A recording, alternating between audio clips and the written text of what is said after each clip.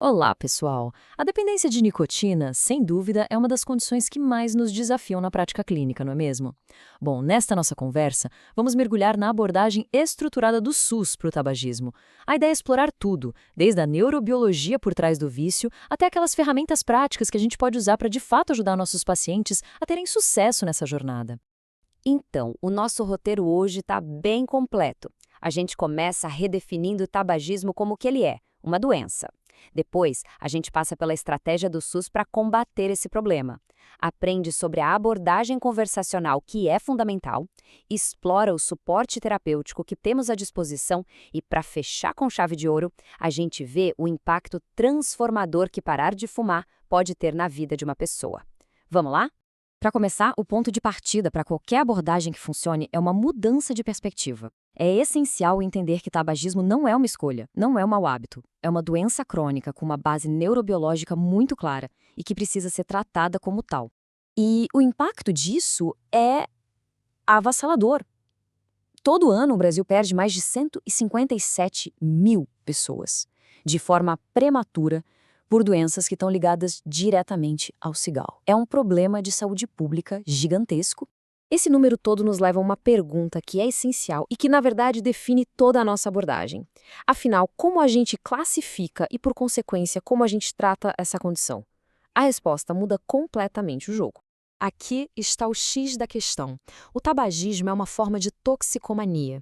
A nicotina, gente, ela age como uma das substâncias mais viciantes que a gente conhece, sequestrando literalmente o sistema de recompensa do cérebro. Ela dispara a liberação de dopamina, serotonina, noradrenalina, e isso gera um ciclo super poderoso de prazer e alívio que é, assim, extremamente difícil de quebrar.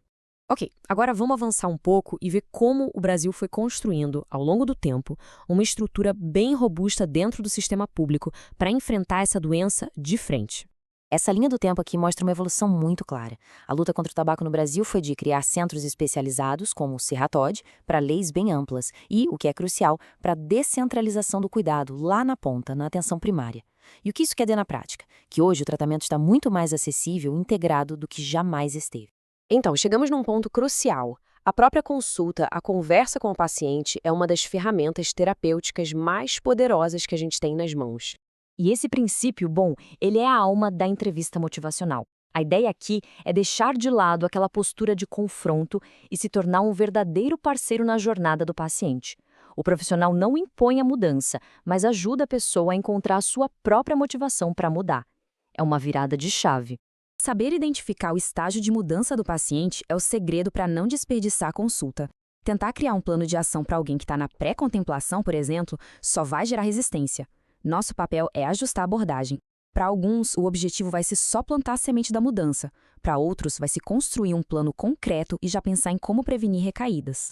E olha só, isso aqui ilustra a diferença de uma forma brilhante. Uma abordagem gera um muro, a outra, reflexão. A gente sai de uma ordem para um convite, para uma colaboração. E isso aumenta drasticamente as chances do paciente se engajar de verdade no tratamento. Certo. Agora, vamos explorar as ferramentas baseadas em evidências que dão aquele suporte essencial na jornada do paciente rumo a uma vida sem cigarro. O SUS oferece medicamentos que são verdadeiros aliados nesse processo.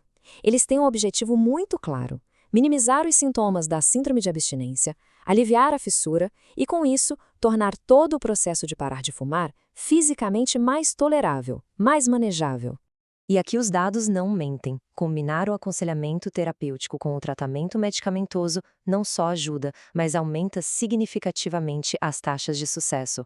Em alguns casos, as chances de a pessoa conseguir parar de fumar podem até dobrar. É muita coisa.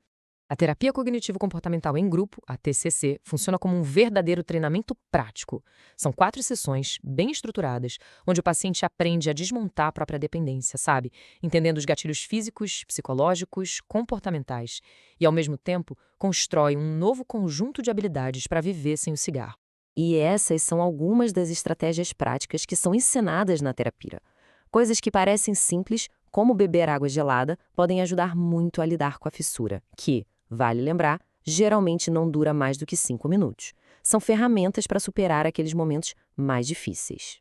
Para finalizar, vamos ver a parte talvez mais motivadora de todas: as recompensas poderosas e muitas vezes quase imediatas de abandonar o cigarro. Essa linha do tempo aqui é fantástica. Ela mostra a incrível capacidade de recuperação do nosso corpo. Pensa só, em apenas 20 minutos a pressão arterial já começa a normalizar. Em um ano, o risco de infarto cai pela metade. E com o tempo, o corpo continua se curando, revertendo grande parte dos estragos causados pelo tabaco. É impressionante. Então, o ponto crucial que fica de tudo isso é que cada conversa importa. Cada acolhimento faz a diferença. Nós, como profissionais de saúde, somos agentes essenciais de saúde pública e estamos no centro da solução para um dos maiores desafios sanitários do nosso tempo. Nós fazemos parte da solução.